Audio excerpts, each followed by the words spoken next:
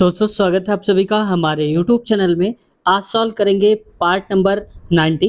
इससे पहले 89 पार्ट हो चुके हैं। अगर आप देखना चाहते हैं तो सारे प्लेलिस्ट में आपको सारे पार्ट स्टार्टिंग से मिल जाएंगे। साथ ही साथ दोस्तों जो क्वेश्चंस वहाँ पर आते हैं, जो पेपर में पूछे जाते हैं, उससे रिलेटेड बाकी सारे जो पॉइंट्स बन सकते हैं उनको भी हम समझेंगे। तो एक क्वेश्चन से बहुत सारे क्वेश्चंस भी आपके तैयार हो जाएंगे और ये भी देखेंगे कि इस टाइप का क्वेश्चन पूछा जाएगा तो इससे और क्या क्वेश्चन बन सकता है, ये भी देखेंगे। तो आज हम जो सॉल्व कर रहे हैं, जिसकी सीरीज चल रही थी 5/3/2021 को पूछा गया पेपर है, इसको आज हम सॉल्व करेंगे। जो पिछली बार 5 मार्च 2021 को पूछा गया था। दोस्तों चैनल पे अब तक नया और सब्सक्राइब नहीं किया है तो आपसे रिक्वेस्ट है चैनल को सब्सक्राइब कर लीजिए और बेल आइकन भी दबा लीजिए ताकि जब भी हमारी वीडियो आए आपके पास नोटिफिकेशन पहुंच जाए और आप वीडियो को आसानी से देख सकें। देखो क्वेश्चन है, ए ने 2 बैंकों में समान धनराशियों का निवेश किया। यानी कि ए है, उसने 2 बैंक, मान लो कि एक बैंक ये है, दूसरी बैंक ये है, इसमें बराबर बराबर पैसा लगाया जो क्रमशः 10% यानी कि पहली बैंक में 10% का मिलता था और दूसरी बैंक में 12% की वार्षिक दर से साधारण ब्याज प्रदान करती हैं। यानी कि पहले वाली बैंक ने बोला कि हम 10% का इंटरेस्ट देंगे और दूसरी वाले ने बोला हम 12% का। फिर हुआ क्या, वर्ष के अंत में यानी कि 1 साल बीत जाने पर ब्याज के रूप में 1650 रुपये मिले। यानी कि कुछ ब्याज इसने दिया होगा, कुछ ब्याज इस बैंक ने दिया होगा, दोनों का मिलाकर जो ब्याज मिला है वो कितना मिला है, 1650 रुपये। तो हमारे हिसाब से देखो 10 ये दिया, 12 ये दिया, तो कितना हो गया, यहाँ पर हो गया हमारे हिसाब से 22 रुपये, यानी कि 22%। उसको रियल में कितने रुपए मिले, 1650 रुपये। तो आप निकाल लीजिए यहाँ से प्रेषित राशि। तो मैं इस पूरे को हटाकर सिर्फ इतना लिख देता हूँ ताकि थोड़ा सा जगह निकल आए। तो देखो 22%, यहाँ पर हो जाएगा 22% बराबर 1650 लिखा है। अब आप इसको काटिए, 11 दूनी 22 बराबर में 11 कम 11, 5 11 पच्चे 55, यानी कि 2% की वैल्यू 150 है।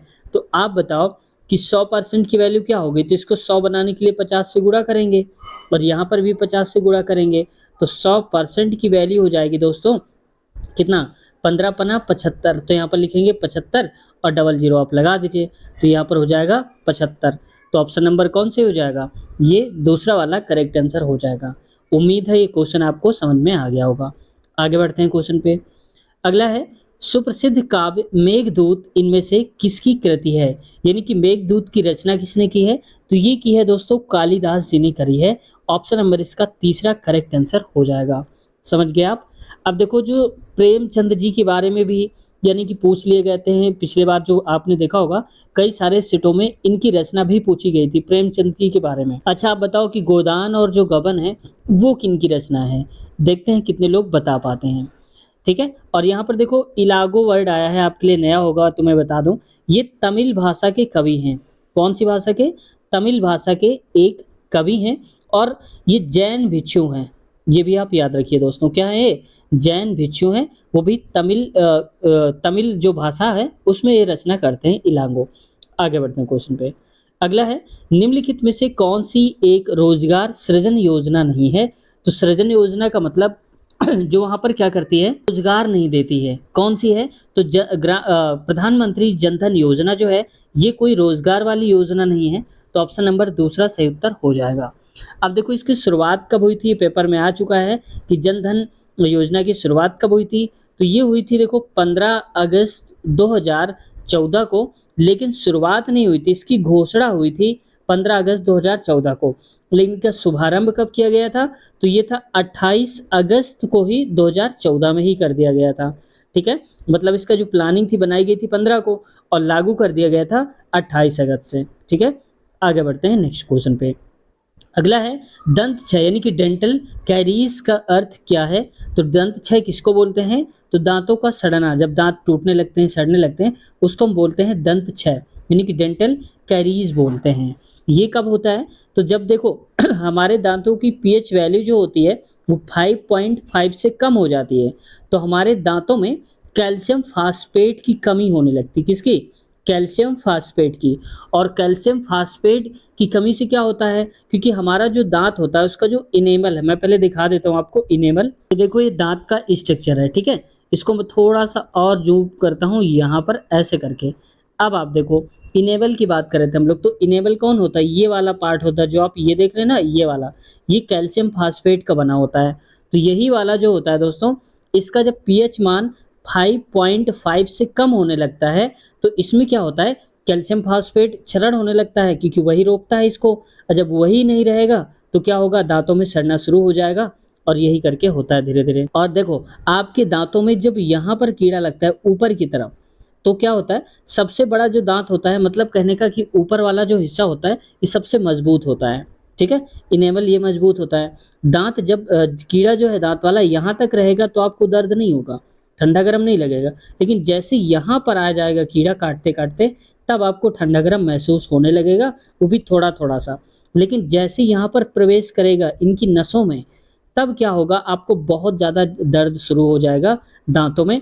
और धीरे धीरे करके सारी की सारी ये जो वेन्स होती हैं, सारी की सारी सड़ जाती हैं। ठीक है, सड़ने के बाद क्या होता है कि यहाँ पर पूरी तरह से जो हमारा दांत है बेकार हो जाता है। तभी आरसीटी करी जाती है, यहाँ पर आरसीटी, रूट कैनाल ट्रीटमेंट, जिसमें रूट्स डाली जाती हैं आर्टिफिशियल, और फिर उसके ऊपर से नया कैप एक लगा दिया जाता है। बाकी वो डिटेल का बात है, बाद में कभी देखेंगे। ठीक है, तो मकसद हमारा समझाना था इसमें कि इनेमल क्या होता है, तो आप देख लो, ये वाला इनेमल होता है। फिर आगे बढ़ते हैं क्वेश्चन पे। तो देखो, दांतों को सड़ना हो जाएगा। अगला क्वेश्चन देखो, नेक्स्ट है, उस पुनरावर्ती परावर्तन को क्या कहा जाता है जिसके कारण ध्वनि की निरंतरता का आभास होता है? तो प्रतिध्वनि करते हैं, रिवर्बरेशन बोलते हैं उसको, यानी कि जब बार बार कोई ध्वनि टकरा कर हमें सुनाई देती है, उसको क्या बोलते हैं? प्रतिध्वनि के बारे में हम उसको जानते हैं। ठीक है, वहीं पर देखो, एक लिखा है सोनिक बूम, ये क्या होता है? तो सोनिक बूम का मतलब होता है जब कोई वायुयान या कोई भी वस्तु जो होती है ध्वनि की गति से तेज चलती है, ध्वनि से भी तेज चलती है, तो वहाँ पर क्या होता है, तरंगे जैसे दिखती हैं। हालांकि ये रियल में बहुत कम दिखती हैं, जब बहुत स्पीड होती है, जैसे फाइटर प्लेन वगैरह हो गए, बहुत ज़्यादा कोई जैसे कोई यान है, फाइटर प्लेन ही क्या, कोई स्पेस क्राफ्ट है या कुछ ऐसा है, बहुत तेजी से जाता है, तो उसके आसपास एक तरंगे जैसे बन जाती हैं। ठीक है, तो वही होती हैं क्या, सोनिक बूम। ठीक है, आगे बढ़ते हैं नेक्स्ट क्वेश्चन पे। तो देखो, मैत्री और दक्षिण गंगोत्री नामक अनुसंधान केंद्र कहाँ पर स्थित है? तो दोस्तों, ये है अंटार्कटिक में। कौन सा? मैत्री और दक्षिण गंगोत्री के नाम से जाना जाता है। अब देखो, हुआ क्या था कि जो दक्षिण गंगोत्री है, पहले इसका नाम दक्षिण गंगोत्री ही था, लेकिन ये क्या हुआ था कि 1988 से 89 के आसपास बर्फ में पूरी तरह से डूब गया था, क्योंकि वहाँ पर आप जानते हैं कि बर्फ जमी होती है, और धीरे धीरे जैसे ग्लोबल वार्मिंग बढ़ रहा है, वैसे ही यहाँ पर इसका बर्फ पिघल रही है, और धीरे धीरे स्तर जो है जल का वो बढ़ रहा है। तो धीरे धीरे करके क्या हुआ कि दक्षिण गंगोत्री 1988 89 करिए, यहाँ पर 89 के आसपास ये क्या हो गया था, डूब गया था। फिर जैसे ही डूब गया, तो उसके अगले ही साल मैत्री बनाया गया। दक्षिण गंगोत्री पहले नाम था, अब उसका नाम क्या हो गया, मैत्री हो गया। तकरीबन इससे 90 किलोमीटर दूर बनाया गया था मैत्री। कब? 1990 में, यानी कि अगले ही साल बनाया गया था। यहाँ पर क्यों बनाया गया? क्योंकि यहाँ की जो जलवायु थी मध्यम थी, बहुत ज़्यादा बर्फ नहीं थी, बहुत ज़्यादा सर्दी भी, गर्मी भी नहीं थी, तो ये नॉर्मल था। इस वजह से अब दक्षिण गंगोत्री को कहाँ बना दिया गया? मैत्री, और वो भी कहाँ पर है? अंटार्कटिका में ही है। उम्मीद है आपको कई सारे क्वेश्चन मिल रहे होंगे एक साथ। तो दोस्तों, आप ज़रूर बताइए कि अगर मज़ा आ रहा है आपको पढ़ने में, तो एक बार सब्सक्राइब कर दिया करिए, आप लोग सब्सक्राइब नहीं करते हैं। ठीक है, आगे बढ़ते हैं क्वेश्चन पे। नेक्स्ट क्वेश्चन है, the different patterns from formed by different group of stars are called, यानी कि अलग अलग जो पैटर्न बनाते हैं कौन से? तारों का एक समूह, उसको हम क्या बोलते हैं? उसको बोलते हैं कंस्टलेशन बोलते हैं। ठीक है, कंस्टलेशन को हिंदी में बोलते हैं तारामंडल। आपने नाम सुना होगा तारामंडल के बारे में, तो वही होता है तारामंडल। चलिए इसको देख लेते हैं तारामंडल होता कैसा है। तो देखो, ये होता है तारामंडल। तो देखो, ये जो लाइन आप देख रहे हैं ना, ये लाइन रियल में होती नहीं है, इसको हम काल्पनिक लाइन बोल देते हैं। यानी कि कई सारे तारों के समूह से मिलकर जब कोई एक चित्र बनने लगता है, जैसे देखो ये एक फिगर बन रहा है, ऐसे करके कुछ भी बन रहा है, तो इस पूरे फिगर को ही हम क्या बोल देते हैं? तारामंडल बोल देते हैं। समझ गए आप? तो यही एक इमेजिनरी लाइन होती है जिसको हम अपने हिसाब से ज्वाइन करके समझ जाते हैं कि कोई ना कोई चित्र बन रहा है। यही होता है खगोली तारामंडल होता है। इसमें देखो लिखा है सेलेस्टियल बॉडीज। सेलेस्टियल बॉडीज क्या होता है? तो देखो, ये होता है दोस्तों, खगोली पिंड कहलाते हैं। ये क्या कहलाते हैं? खगोली पिंड। खगोली पिंड में क्या आते हैं? जैसे सूर्य आता है, चंद्रमा आता है, तारे आते हैं, ये मतलब जितने भी पिंड आकाश में आपको दिखते हैं, उपग्रह भी आते हैं, और क्या आते हैं इसके साथ साथ? उल्का भी आते हैं। तो ये सारे के सारे मिलाकर हम क्या बोल देते हैं, इसको बोल देते हैं खगोलीय पिंड यानी कि सेलेस्टियल बॉडीज बोल देते हैं। वहीं स्टार तो आप जानते होंगे, बता दिया मैंने, ठीक है। और प्लैनेट तो आप जानते हैं, प्लैनेट क्या होता है, जो वहाँ पर उपग्रह होते हैं वो कहलाते हैं, ठीक है। ज़्यादा जो उपग्रह हैं वो कौन से ग्रह में हैं आपको ये बताना है। देखते हैं कितने लोग बता पाते हैं, यानी कि सर्वाधिक उपग्रह वाला ग्रह कौन सा है। आगे देखो, नेक्स्ट क्वेश्चन है, यदि राजू रवि की तुलना में 3 गुना अधिक कार्यकुशल है, यानी कि क्षमता उसकी तिगुना है राजू की तुलना में, रवि की तुलना में राजू की, और एक कार्य को पूरा करने में उससे 20 दिन कम लेता है, तो रवि को उसी कार्य को पूरा करने में कितना समय लेगा। तो देखो, मान लो यहाँ पर लिखा है राजू और ये है यहाँ पर रवि, को आर भी लिख देता हूँ। अब कह रहा है कि राजू जो है रवि की तुलना में 3 गुना अधिक कुशल है, यानी कि रवि अगर एक काम करेगा तो ये कितना काम करेगा, 3 काम, क्योंकि तीनों काम करता है। और इसी वजह से क्या होता है कि 20 दिन कम समय लेता है, तो जिसकी क्षमता ज़्यादा वो दिन कम लेगा। तो उल्टा अगर हम करेंगे, ये तो इसका क्या है, क्षमता है, यहाँ पर क्षमता दिया था तो ये लिख लो आप, क्षमता है यहाँ पर। अब समय क्या होता है, इसका उल्टा होता है, अनुपात लगा दो आप यहाँ पर 3, यानी कि अगर वो 1 दिन लेगा तो रवि इसका 3 दिन लेगा, ये क्या है, समय लिख लो आप इसको, ये है समय। अब हमारे हिसाब से जो अंतर आता है इन दोनों का, आता है 2, क्योंकि 3 में से 2, और यहाँ क्वेश्चन के हिसाब से आता है 20 का अंतर, तो एक की वैल्यू क्या हो जाएगी, 2 से 2 काटेंगे यानी कि 10। तो देखो एक की वैल्यू 10, यानी कि रियल में लेता है 10 दिन और ये लेता है 30 दिन, कौन, रवि। समझ गए आप। अब क्वेश्चन हमारा कह रहा है कि रवि उसी काम को पूरा करने में कितना समय लेगा। तो आप बताओ कि अगर रवि जो राम है, राजू है, राजू है माफ कीजिएगा, राजू 10 दिन में काम करता है, रवि 30 दिन में काम करता है, तो इन दोनों का एलसीएम कितना हो जाएगा, तो आप कहेंगे 30, यानी कि टोटल काम हो जाएगा 30। कर कौन रहा है, तो ये कर रहा है रवि। तो रवि एक दिन में कितना काम करता है, एक दिन में कितना काम करता है, एक ही तो करेगा, क्षमता तो एक ही है। और राजू जो है वो 3 करता है, तो रवि से कराना है तो रवि एक एक काम करेगा, तो 30 काम कितने दिन में करेगा, 30 दिन में। सही उत्तर हमारा ऑप्शन नंबर तीसरा करेक्ट आंसर हो जाएगा। आगे बढ़े क्वेश्चन पे। नेक्स्ट क्वेश्चन देखो, उसमें से कह रहा है कि बाबू ने 3 लाख की एक कार खरीदी और अपने बेटे के लिए 1 लाख में एक बाइक खरीदी, यानी कि देखो 3 लाख की कार खरीदी और 1 लाख की क्या खरीदी, बाइक खरीदी, यानी मोटरसाइकिल।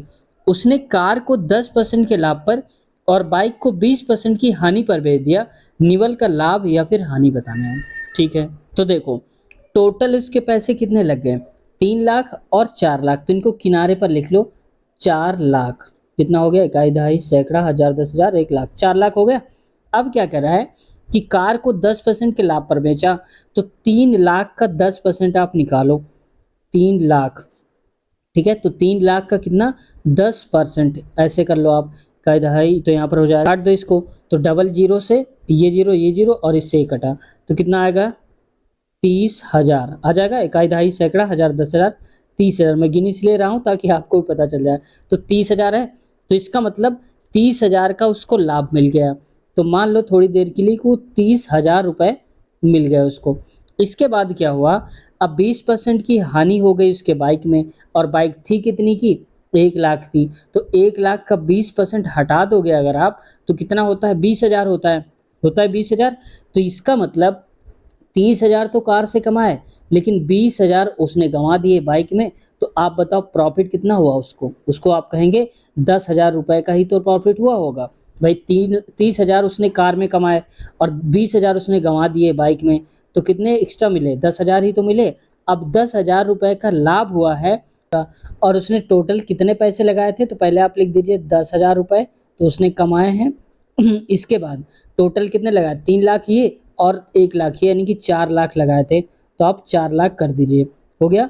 इसके बाद गुणे 100, क्योंकि परसेंटेज निकाल रहे हैं, तो देखो 2 जीरो 2 जीरो, 3 जीरो और 3 जीरो, बचेगा कितना, 10/4, और काटेंगे 4 दूनी 8 होता है, बचेगा 2, 4 पंचे 20, यानी कि 2.5% का उसको क्या हुआ दोस्तों, लाभ हुआ, क्योंकि यहाँ पर 10,000 का लाभ और परसेंटेज में 2.5% का लाभ। ऑप्शन नंबर चौथा वाला करेक्ट आंसर हो जाएगा हमारा। आगे बढ़ते हैं क्वेश्चन पे। अगला है 2018 में किस संगीतकार को पद्म विभूषण पुरस्कार से सम्मानित किया गया था, जिनका जनवरी 2021 में देहावसान हो गया? देखो, ये क्वेश्चन बताने का मेन मकसद है कि 2024 में जितने भी लोग मतलब फेमस लोग हैं, पर्सनालिटी हैं, अगर उनका देहांत हुआ है और उनको कोई अवार्ड मिला रहा है, तो वो उनको ज़रूर आप एक बार पढ़ लीजिएगा, पूछे जाने के चांसेस हैं। कोई फेमस पर्सनालिटी है, उनको कोई अवार्ड मिला है, तो भी आप पढ़ लीजिएगा, क्योंकि ऐसे क्वेश्चन बहुत पूछे जाते हैं। और खासकर जो पुरस्कार होते हैं, वो तो रेलवे में पूछे ही पूछे जाते हैं। पुरस्कारों को एक बार बहुत ढंग से पढ़ लीजिएगा, 2024 में जितने मिले हैं। और खासकर अगर आप एनटीपीसी के लिए बोल रहे हैं कि कब तक का पढ़ें सर, तो आप ये मान लीजिए कि अप्रैल से लेकर के लास्ट तक का पढ़ते रहिएगा, जब तक आपका पेपर नहीं हो जाता है। क्योंकि बहुत सारे क्वेश्चन पिछली बार देखने को मिले थे कि वो 1 साल से भी पीछे के क्वेश्चन पूछ लिए थे उन्होंने। ऐसे-ऐसे रेलवे के 1-2 क्वेश्चन डाल देता है, ठीक है? तो अगर आप करंट पे बनाए रहेंगे, तो आपको प्रॉब्लम नहीं होगी। आगे बढ़ते हैं क्वेश्चन पे। नेक्स्ट क्वेश्चन है, राष्ट्रीय ग्रामीण रोजगार गारंटी अधिनियम के तहत प्रत्येक परिवार को न्यूनतम कितने दिन का रोजगार प्रदान करने का प्रावधान किया गया है? तो 100 दिन का रोजगार। आपको याद होगा कि एक चला था पहले मनरेगा वाला, तो वहीं पर क्या होता था कि कम से कम 100 दिन का रोजगार देने की सरकार ने गारंटी करी थी कि अगर 100 दिन का रोजगार नहीं मिलेगा तो इसका भुगतान गवर्नमेंट करेगी या फिर 100 दिन का रोजगार आपको प्रोवाइड कराएगी। आगे बढ़ते हैं। नेक्स्ट है घेंगा, यानी कि ग्वाइटर का विकार मतलब होता है कि प्रभाव जो है किसकी कमी के कारण होता है, यानी कि घेंगा रोग किसकी कमी के कारण हो जाता है, हमें ये बताना है। तो देखो, ये होता है आयोडीन। और आयोडीन आपने देखा होगा कि जब हम नमक लेते हैं तो नमक में आयोडीन की मात्रा होती है। आयोडीन लेने से घेंगा रोग से हम बचे रहते हैं। वहीं देखो, पोटेशियम की अगर हम बात करते हैं दोस्तों, तो पोटेशियम से क्या होता है, अगर इसकी कमी हो जाएगी ना, तो मांसपेशियां जो होंगी वो कमजोर हो जाएंगी और ऐंठन हो जाएगी, लकवाग्रस्त भी हो सकते हैं आप, और जोड़ों में दर्द होगा, मतलब ऐंठन जैसे होगी, और दिल की धड़कन जो होती है ना, वो या तो कम हो जाएगी या तो ज़्यादा हो जाएगी। यानी कि जो सामान्य अवस्था होती है दिल के धड़कने की, वो कम या ज़्यादा हो जाती है। कब? जब पोटेशियम की कमी हो जाती है। वहीं अगर हम बात करें सोडियम की, तो सोडियम में दोस्तों देखो, मिर्गी भी आ सकती है आपको अगर बहुत ज़्यादा कमी हो गई, और ब्लड प्रेशर भी आपका बढ़ सकता है या तो घट सकता है, और शरीर में ज़्यादा समय तक झंझनाहट बनी रहती है, यानी कि झुन्ना जाता है, जो हमारा हाथ पैर होते हैं सुन्न पड़ जाते हैं। तो किसकी वजह से होता है? सोडियम की वजह से ही होता है वो। वहीं अगर हम बात करते हैं कैल्शियम के बारे में, तो कैल्शियम से क्या होता है कि अगर इसकी कमी हो जाती है तो आपकी त्वचा रूखी सी हो जाएगी, यानी कि सूखापन हो जाएगा त्वचा में, और वहीं पर नाखून और बाल हमारे सूखे-सूखे से हो जाएँगे और बहुत ही कमज़ोर हो जाएँगे, टूटने लगेंगे। समझ गए आप? किसकी कमी से? कैल्शियम की कमी से।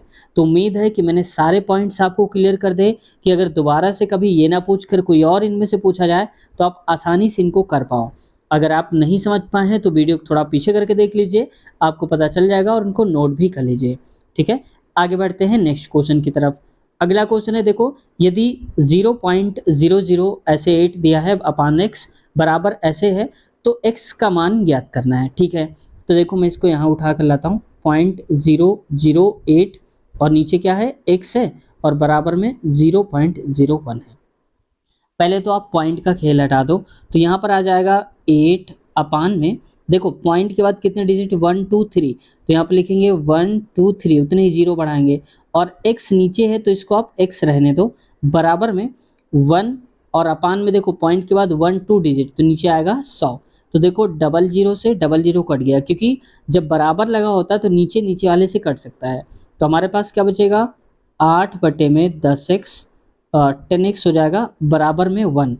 ठीक है? इसको इधर भेज दीजिए, तो यहाँ पर आ जाएगा x की वैल्यू आ जाएगी 8/10 हो जाएगा।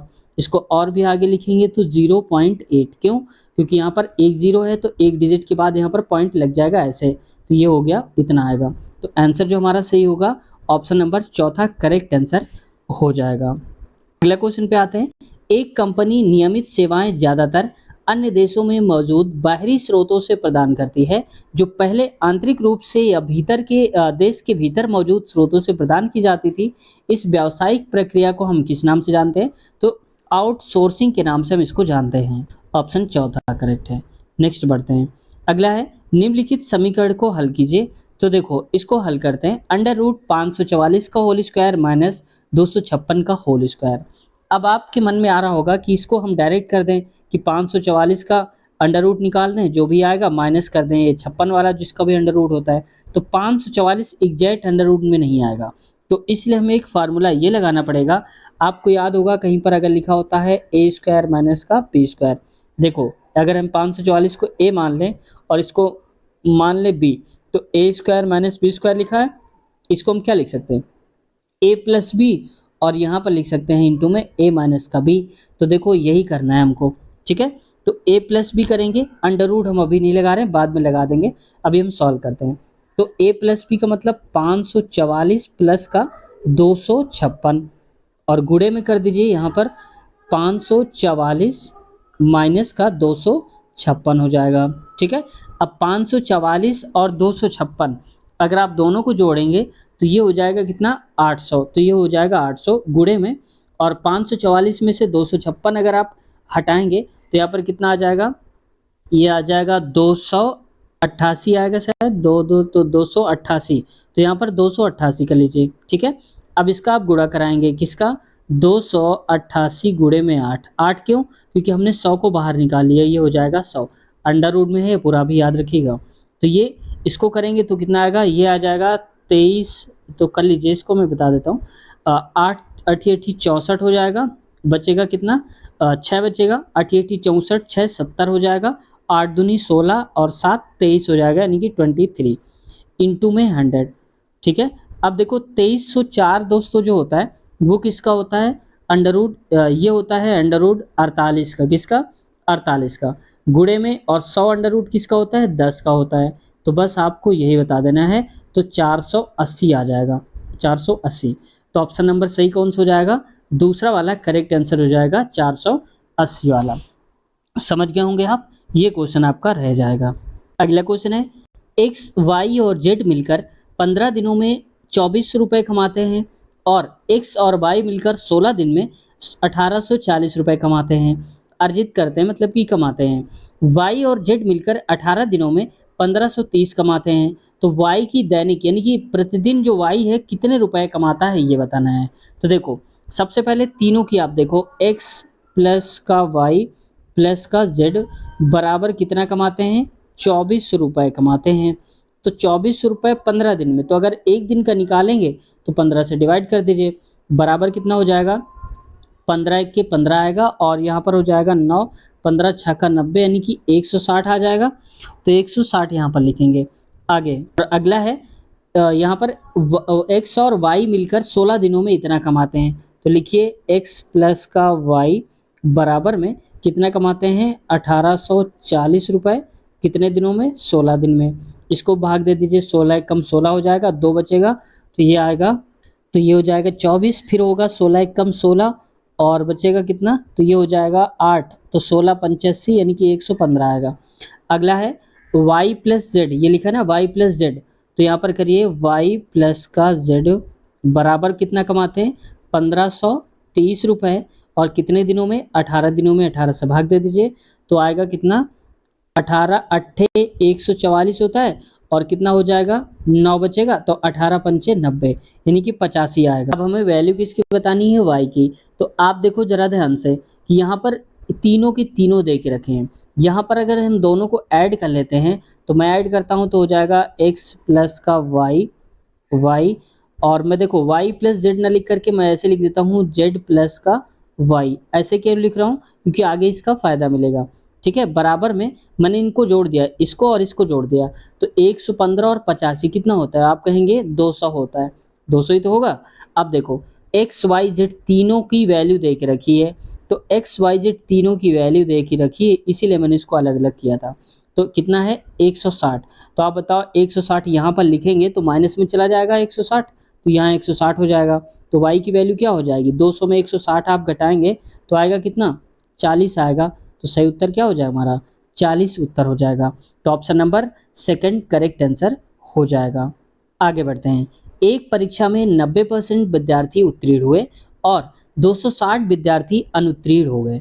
विद्यार्थियों की कुल संख्या कितनी है ये बताना है। तो देखो 90% तो पास हो गए, 260 अनुत्तीर्ण हो गए, तो टोटल मैं कहूँगा कि 100% लोग रहे होंगे, उसमें से 90% जो लोग हैं वो पास हो गए, यानी कि पास, तो बचे कितने 10%, और 10% वाले क्या हैं, फेल वाले हैं।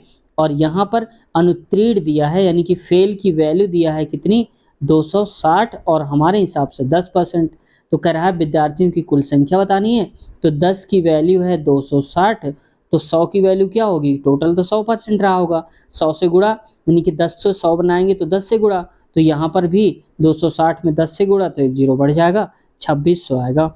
ऑप्शन नंबर पहला ही करेक्ट आंसर हमारा हो जाएगा, आप यहाँ से देख सकते हैं। अगला है वन्य जीव संरक्षण अधिनियम 1972 में कितनी अनुसूचियां हैं, तो कुल 6 अनुसूचियां हैं दोस्तों वन्य जीव अधिनियम 1972 में, जिसमें बोला गया है कि जीवों की रक्षा की जाए, जीवों को मारा ना जाए, उनका शिकार न किया जाए, क्योंकि बहुत सारे ऐसे जीव हैं जो लगातार जिनकी जनसंख्या कम हो रही है, ठीक है, तो इस पर भी प्रतिबंध लगाए गए हैं। तो ये सारी की सारी कुल 6 वन्य जीव अनुसूचियां हैं जो कि बनाई गई हैं उनके नियम को लेकर के, अधिकारों को लेकर के। तो दोस्तों आज की वीडियो कैसी लगी ज़रूर बताना कमेंट सेक्शन में, क्योंकि आज की वीडियो थोड़ा सा छोटी रख रहे हैं, इसके लिए माफ़ी चाहते हैं, क्योंकि किसी कारणवश, और अगले पार्ट में हम उसको कवर कर देंगे।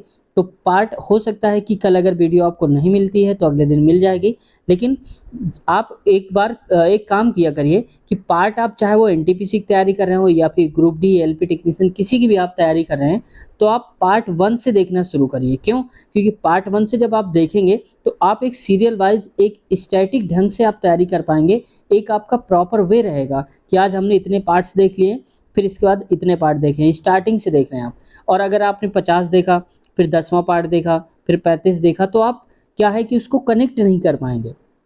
तो सारे क्वेश्चन अगर आप सीखना चाहते हैं तो आप सीरियल वाइज चलिए, या अगर आप उल्टा चलना चाहते हैं कि मान लो पहले 60 देखा तो अब 59 देख लेंगे, ऐसा तो कर सकते हैं, बड़ी बड़ी बात नहीं है, आप उल्टा चल सकते हैं, ठीक है, दुनिया सीधा चलती है।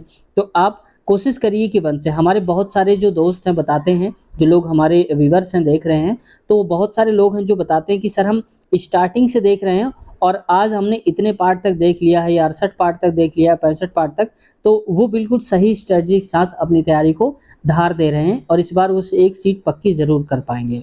दोस्तों कुछ कहना है या पूछना चाहते हैं तो कमेंट सेक्शन में कमेंट करिए। और हाँ, जितने भी मैंने बताए ALP technician, NTPC, group D, previous year सबके, तो एक एक वीडियो की लिंक आपको इसी वीडियो के नीचे, जिस वीडियो को आप देख रहे हैं इसी के नीचे डिस्क्रिप्शन में आप चेक कर लेना, एक एक वीडियो की लिंक आपको मिल जाएगी देखने को। साथ ही साथ रेलवे की जो गणित है वो अब यहाँ पर हम शुरुआत करेंगे बोर्ड में, तो 2-2 वीडियो आपको मिला करेंगी और अच्छी खासी मिलेंगी। मेन टारगेट हमारा रेलवे के हिसाब से होगा, जिस टाइप के क्वेश्चन मैथ में रेलवे पूछता है वही एज इट इज़ क्वेश्चन हम सॉल्व करेंगे, और जैसे जैसे पूछे गए थे सारे के सारे हम क्वेश्चन करेंगे, और आगे क्या चेंज कर सकता है रेलवे ये भी हम जानेंगे जब हम बोर्ड में मैथ की बहुत जल्दी क्लासेज आने वाली हैं। दीपावली हो जाए इसके बाद आपको मैथ की क्लासेस ज़रूर मिलने लगेंगी। तो दोस्तों हैप्पी धनतेरस आप सभी को, सभी की खुशियां बहार आएँ आपके घरों में। और दोस्तों चैनल पे अब तक नए और सब्सक्राइब नहीं किया तो आपसे रिक्वेस्ट है चैनल को सब्सक्राइब कर लीजिए और बेल आइकन भी दबा लीजिए। कुछ कहना या पूछना चाहते हैं, कोई डाउट है किसी भी टाइप का, तो आप कमेंट करिए, हम आपका रिप्लाई 100% देंगे और आप ज़रूर पूछ सकते हैं। दोस्तों अपनी तैयारी को तेज़ करिए, कहीं से भी पढ़िए, आप इस चैनल से पढ़िए या कहीं और चैनल से पढ़िए, जहाँ से भी आपको अच्छा लगे वहाँ से पढ़िए, लेकिन इस बार सिलेक्शन आप अपना श्योर करिए। चलिए मिलते हैं नए वीडियो में, अपना ख्याल रखिए, टेक केयर, बाय बाय।